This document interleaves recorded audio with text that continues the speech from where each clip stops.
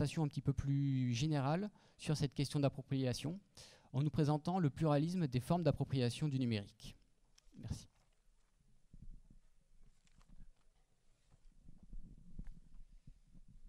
Merci. Alors j'espère que vous allez apprécier le décrochage par rapport à la table ronde précédente. Comme on parlait de pilote et de vol tout à l'heure, donc c'est pour ça. Bon, vous avez été vraiment stimulés par toutes ces offres-là et ces possibles techniques, ces futurs, etc. Et puis moi, je vais plutôt être pas dans le passé, tout au moins dans le passé récent, mais surtout vous faire part d'un certain nombre d'observations, d'expériences, d'analyses qui sont le travail du sociologue, puis aussi d'histoire même. Et je vais même aussi d'ailleurs vous raconter des histoires, pas spécialement d'ailleurs dans le monde de l'agriculture, parce que même si je le connais sur le plan familial, je ne le connais pas vraiment en tant que sociologue. Et donc vous voyez, finalement, en vous racontant des histoires, ça veut dire que les sociologues, encore une fois, vont se payer de mots, comme on dit. Ils sont payés d'ailleurs pour parler. Ou alors, comme on dit chez moi en Pays Gallo, en Bretagne, effectivement, qu'on est des grands disous et des petits faisous. Bon. Mais je vais vous montrer en réalité qu'avec des mots, on fait des choses. On fait des choses. On arrive précisément, et c'est ça qui est important, le choix des mots a des conséquences sur les politiques différentes que l'on peut mettre en œuvre ou les innovations différentes. Il y a un bouquin qui s'appelait d'ailleurs Quand dire c'est faire. Vous voyez, donc c'est important pour ça. C'est une tradition qu'on connaît bien en sciences sociales. Alors, justement, il y a un terme qui n'a pas été employé. Ça, je vous remercie de ne pas l'avoir utilisé, c'est celui d'acceptabilité. Vous avez sans doute déjà entendu parler du fait que quand on a des innovations, on lance des études d'acceptabilité. Et précisément, cette table ronde a ce grand mérite d'avoir choisi le terme d'appropriation. Et là, effectivement, j'adhère, sinon je ne serais même pas venu d'ailleurs. Donc, en gros, qu'est-ce qu'on dit quand on dit acceptabilité ? Eh bien, c'est le fait que c'est la méthode finalement pour faire passer la pilule. Faire passer la pilule du développement technique, qui est supposé d'ailleurs toujours être un progrès a priori, et ça sans avoir besoin d'en discuter réellement. Et alors ceux qui insistent pour discuter, ou ceux qui n'arrivent pas à adopter ces techniques, en réalité c'est soit qu'ils font de la résistance, vous connaissez aussi ce discours, ou bien que ce sont des retardataires. Alors ça, c'est quelque chose que j'ai évoqué il y a déjà très longtemps, il y a déjà presque une trentaine d'années, quand j'avais parlé de la tyrannie du retard. C'était au début de la micro-informatique, quand j'étudiais ça. Effectivement, la tyrannie du retard. C'est-à-dire cette logique qui consiste à suivre, à vous obliger à suivre effectivement les leaders d'opinion ou les pays qui sont plus en avance, les firmes, les technos, etc. Et surtout, du coup, à ne pas vraiment innover, parce que vous vous retrouvez dans le stress, à être obligé de faire un peu comme eux, sans réellement savoir si vraiment vous faites une différence. Et c'est ça le paradoxe, c'est que du coup, on suit les rails qui ont été tracés par d'autres, et évidemment, c'est les autres qui gagnent, toujours dans cette course-là. Et donc, je pense que ça a été un petit peu discuté tout à l'heure, mais le fait que l'on mette l'accent sur ce stress de l'innovation qui est un peu fatal et sur lequel on est obligé de bouger, etc., sur cette espèce de rouleau compresseur de l'innovation, je ne suis pas sûr qu'il soit le meilleur levier pour l'appropriation, certainement, ni même pour faire bouger seulement les comportements. Parce qu'en réalité, ça produit quelque chose d'assez connu, c'est-à-dire ça produit une forme de sidération, une forme de paralysie, de tétanie, etc. Alors, moi, j'ai connu ça, effectivement, dans ma famille, quand je parlais de mes oncles, par exemple, quand dans toutes les années 70-80, je me souviens des conseils qu'on leur donnait systématiquement pour changer de production. À un moment, ils faisaient du poulet, puis après, il fallait faire du torillon, etc. Et il y avait des conseillers qui étaient toujours très bons et qui leur disaient qu'il fallait tout changer, quelquefois même à des rythmes un peu élevés quand même. Et du coup, on leur disait aussi qu'il faut investir pour faire du volume dans tous les cas, même si en réalité ça faisait baisser les prix, etc. Donc on a un peu ce stress qui était mis dans le mode d'adoption des pratiques, qui est bien connu en agriculture de toute façon. Mais dans tous les cas, eux pourtant, ils étaient volontaires, ils n'étaient pas du tout résistants, au contraire, ils étaient volontaires. Mais du coup, comme ils étaient dans le stress, eh bien, on se retrouve très facilement, et c'est le cas pour le numérique aussi, quand on est dans cette posture-là, on se retrouve très facilement qualifié de retardataire, ou on se retrouve carrément disqualifié d'une certaine façon. Et ça, c'est quelque chose qui n'est pas du tout, qui ne facilite pas du tout l'appropriation.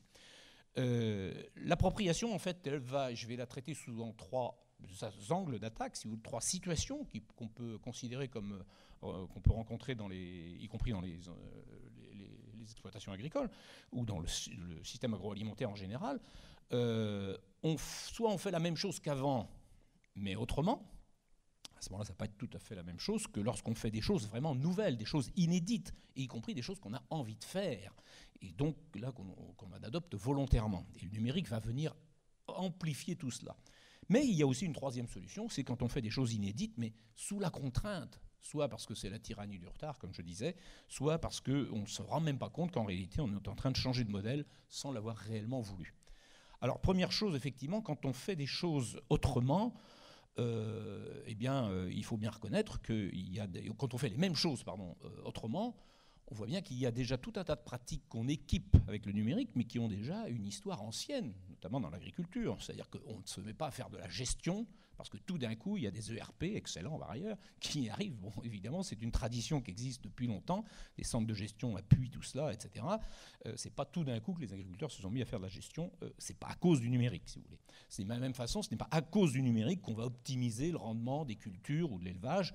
On fait de la sélection depuis longtemps, etc. Ce n'est pas non plus à cause du numérique qu'on introduit le partage de services, l'entraide, ou bien de l'échange de matériel, comme il y avait déjà les CUMA.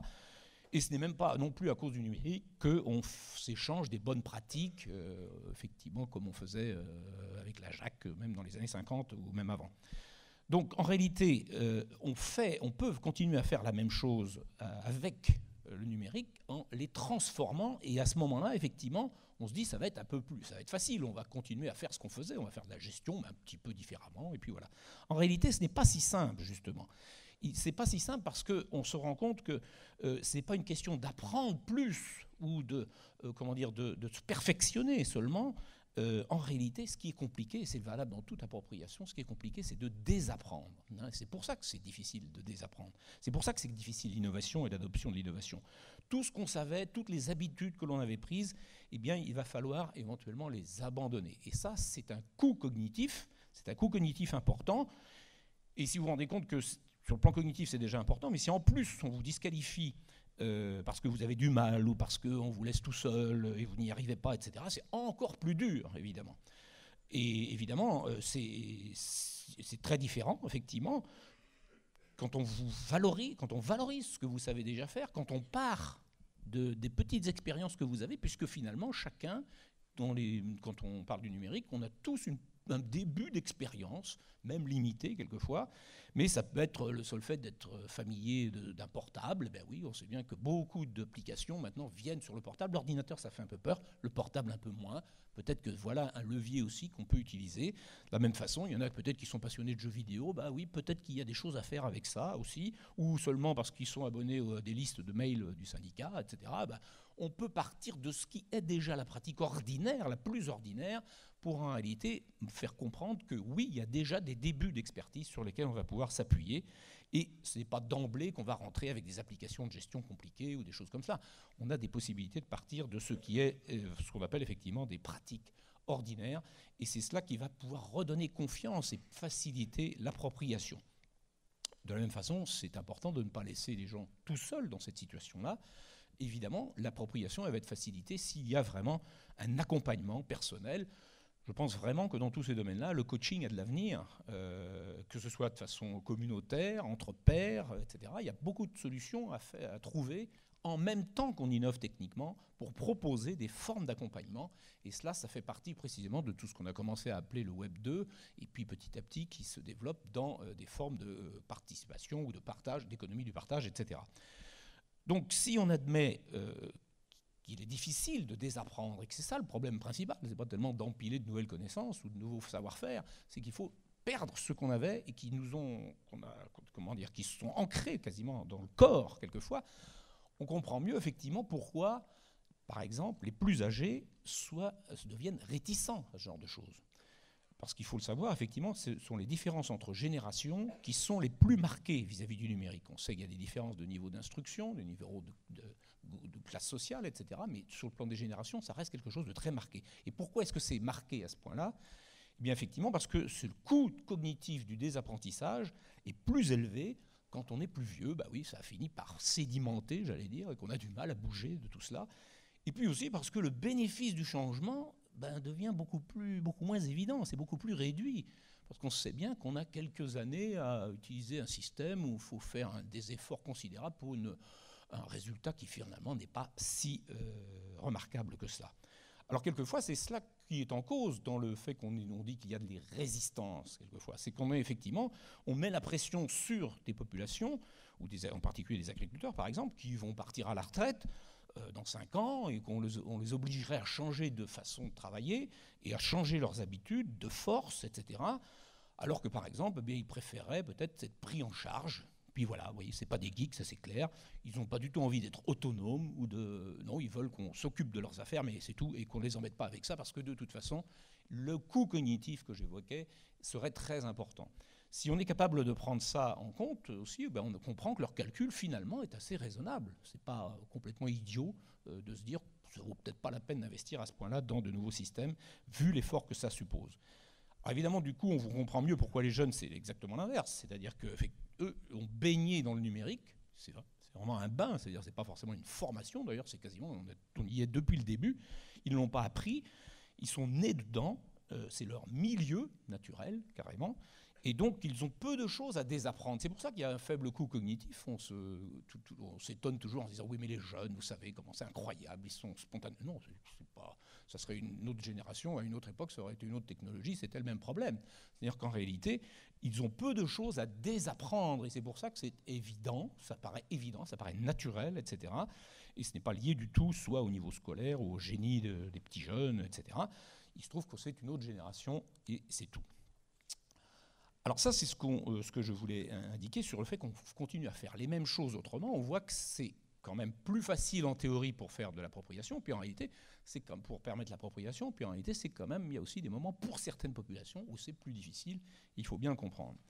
Alors on est aussi dans des situations, c'est le deuxième point que je voulais faire, on est aussi dans des situations où on fait des choses inédites, on se lance dans des pratiques innovantes, et on le fait volontairement, parce qu'on a des envies, on a des projets, etc., et tout ça, c'est choisi.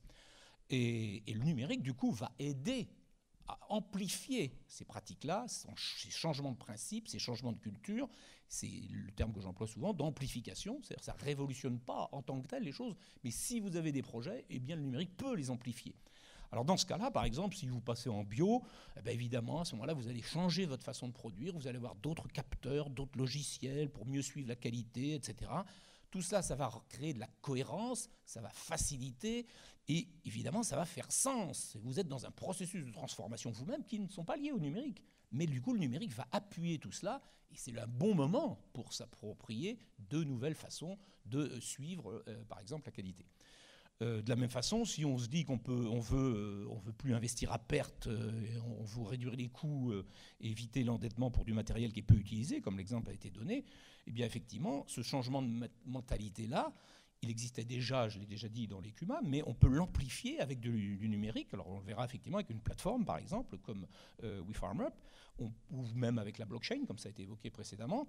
Donc on voit bien que ce n'est pas la technologie et le numérique qui va créer ce désir, cette nouvelle façon de comprendre les relations et le meilleur calcul et l'optimisation de ces investissements, c'est qu'il y a d'autres raisons, d'autres moteurs qui vont du coup être appuyés par le numérique. Et là, c'est une bonne occasion de glisser, j'allais dire, les solutions numériques dans un cadre, dans un modèle économique différent. De la même façon, on peut dire aussi plus généralement, et ça a été discuté dans plusieurs tables rondes ici, effectivement, qu'on est dans une situation où, pour l'agriculture, il s'agit finalement d'étendre de plus en plus la prise en compte. C'est un terme de Bruno Latour, avec qui j'ai travaillé très longtemps. Effectivement, finalement, on est obligé de prendre en compte, par exemple, on l'a dit, le bien-être des animaux. On était obligé de prendre en compte le lien avec les consommateurs, et c'est plus seulement quelque chose qui est à part, qui est en périphérie, c'est quelque chose qui devient au cœur même de la conception d'une forme d'écosystème, si vous voulez, et on sort donc de la logique du produit ou de l'exploitation, etc. Donc c'est quand on est dans cette mentalité, là, ce changement de mentalité, là, on est dans un processus de changement qui n'est pas encore une fois lié au numérique, mais bien entendu, à ce moment-là, avec le numérique, on va pouvoir récupérer de la traçabilité, comme on l'a dit, récupérer des informations de façon plus permanente, et ces flux-là vont permettre de recomposer un écosystème. Donc le numérique va amplifier cela, mais vous voyez bien que la motivation, le ressort, il vient d'ailleurs. Et c'est ça qui est très important, de bien comprendre cela, que les conditions d'appropriation à ce moment-là sont tout à fait différentes. Et puis dernier point qu'il ne faut pas oublier quand même, c'est que souvent on veut faire des choses nouvelles, on demande de faire des choses nouvelles, des choses inédites, mais qu'en réalité, on les fait, avec le numérique d'ailleurs, mais on les fait souvent sous la contrainte, et qu'on aurait bien aimé s'en passer, ou quelquefois on ne se rend même pas compte qu'on est en train de changer de modèle d'une certaine façon, c'est ce que je disais tout à l'heure. Alors ça vous paraît peut-être étonnant, mais moi, depuis plus de 20 ans que je suis des systèmes d'information dans les entreprises, je peux vous dire que bien souvent, le numérique, ça sert de prétexte en réalité. Ça sert de prétexte, de levier pour faire passer des changements organisationnels. Parce que précisément, personne n'arrive à s'opposer à ça. On dit, bah oui, il faut bien, il faut être avec son temps, il faut y passer, c'est l'informatique, je ne sais pas quoi. Alors du coup, et en réalité, ce n'est pas le changement technique qu'on fait passer à cette occasion-là, c'est un changement organisationnel, de management, etc., des changements économiques, etc. Et du coup, on voit bien que si l'appropriation est difficile à ce moment-là, ce n'est pas forcément à cause du numérique, c'est à cause de l'idéologie, du modèle, de ce que l'on veut faire passer, qui éventuellement n'est pas si facile que ça à vivre, quoi. Donc ça serait important de s'en rendre compte, parce qu'on ne soigne pas, on ne traite pas, je veux dire, ces problèmes-là de la même façon dans ces cas-là.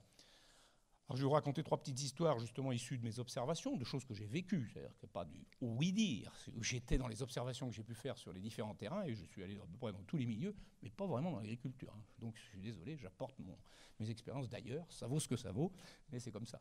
La première, c'est dans le bâtiment. Dans le bâtiment, effectivement, les bureaux d'études possèdent des logiciels qui sont très performants, où on peut optimiser les temps de travail, etc., pour chaque opération. Puis ça sert à faire les devis, etc. Alors moi, je suivais un chef de chantier, à Rennes d'ailleurs, puisque je suis de Rennes, et puis qui m'expliquait que pour poser une bâche, par exemple, eh bien, on lui avait attribué, avec le logiciel qui organise le chantier, on lui avait attribué 2 heures, et puis qu'à chaque fois, il devait à ce moment-là rendre compte en ligne, sur son appli, effectivement, du temps qu'il avait effectivement passé. Et puis, quand ils ont eu un problème technique, c'est arrivé une fois, ça arrive souvent dans un chantier, par définition, on parlait de l'agriculture qui gère des risques, ben oui, les chantiers, c'est pareil, c'est des histoires de risques, et d'aléas, comme on dit. Et bon, il a mis 4 heures pour poser la bâche en question. Donc, il indique les 4 heures sur son formulaire numérique, mais dès le lendemain, évidemment, le bureau d'études le bombarde de demandes de justification, et là, on se retrouve avec un processus qui est assez connu, c'est-à-dire qu'on a de la paperasse, mais en réalité, qui est de la paperasse numérique, si vous voulez, c'est pas des papiers, mais c'est à peu près la même chose. Et quand ça lui arrive une fois, bon, il supporte, 2 fois, ça va, et 3 fois, c'est terminé.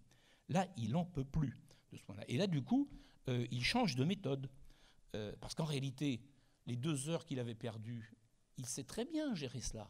Il est capable, effectivement, de récupérer ce temps-là sur d'autres tâches où il va accélérer, où il va s'organiser un peu autrement, et il va lisser, comme on dit, sur le chantier, tous ces décalages horaires. Et ça, c'est l'expertise métier, vous voyez. Et ça, c'est quelque chose qui est difficile à prendre en compte dans les logiciels, dans les calculs qui sont préinstallés dans ce reporting, si vous voulez, qu'on demande, qui quelquefois est un peu bête et méchant, il faut bien le dire.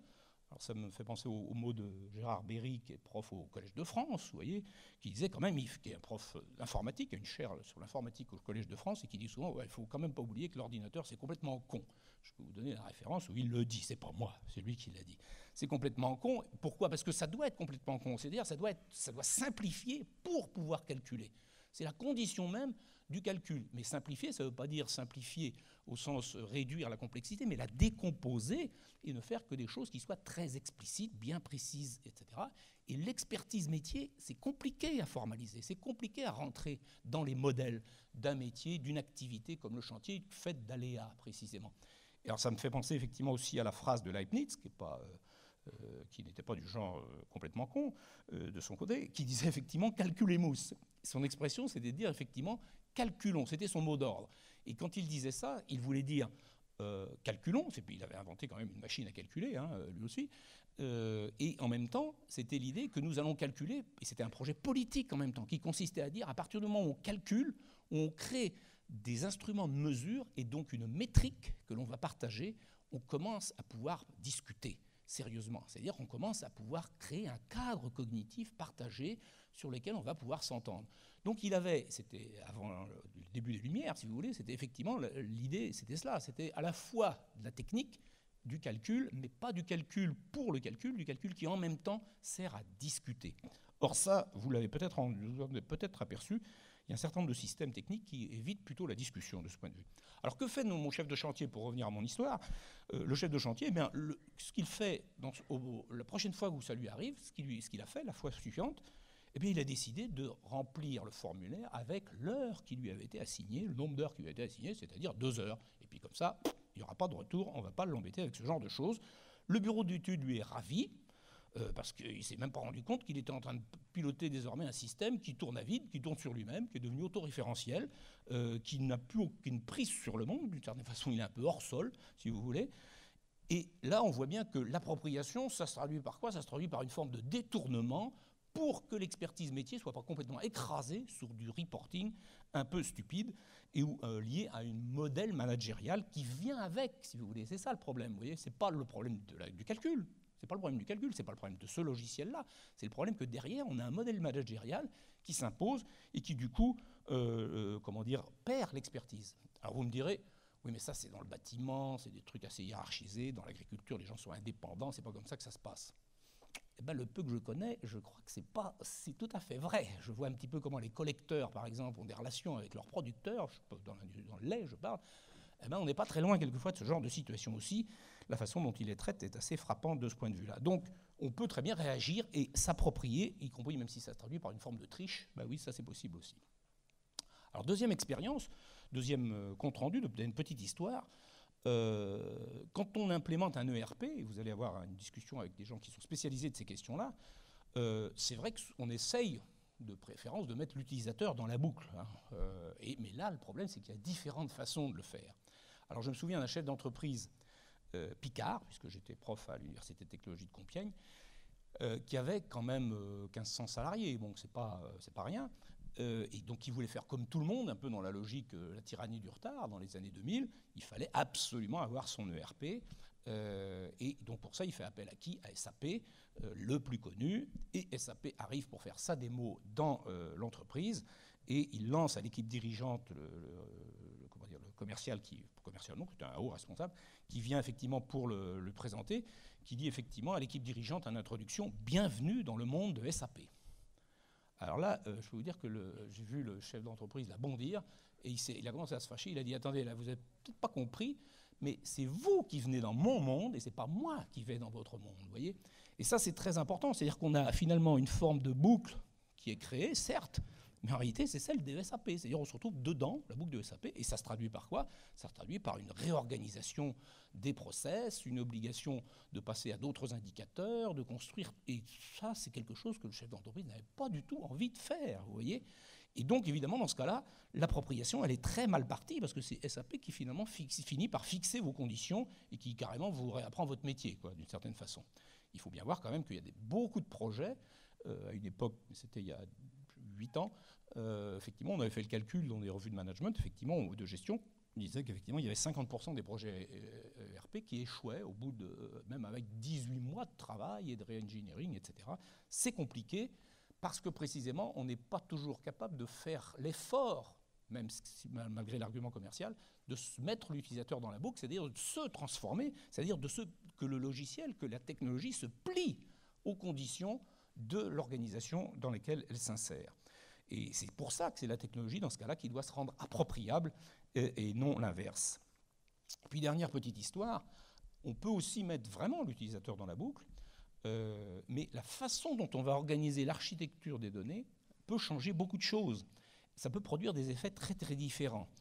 Alors, j'ai travaillé aussi dans les domaines de la sécurité routière, sécurité publique, maintien de l'ordre même et tout ça. Donc voilà. Mais en réalité, sur les questions de sécurité aussi, de donner des accidents en France. Alors en France, par exemple, dans la police ou dans la gendarmerie, les données qui sont relevées, des accidents, sont centralisées nationalement et en fait, elles ne redescendent jamais. On ne sait pas pourquoi, donc ça ne redescend jamais. Et finalement, le préfet décide des contrôles et des heures de contrôle de vitesse, par exemple. Mais finalement, on se demande quel est le rapport avec les données. Puis d'ailleurs, quand je faisais des contrôles radar avec les policiers qui étaient autour de Rennes, par exemple, à un certain moment, eh bien, ils disaient qu'au bout de 30 minutes, ils savaient très bien qu'ils étaient repérés, que ça ne servait à rien, mais comme ça avait été programmé comme ça, il fallait continuer. Voilà.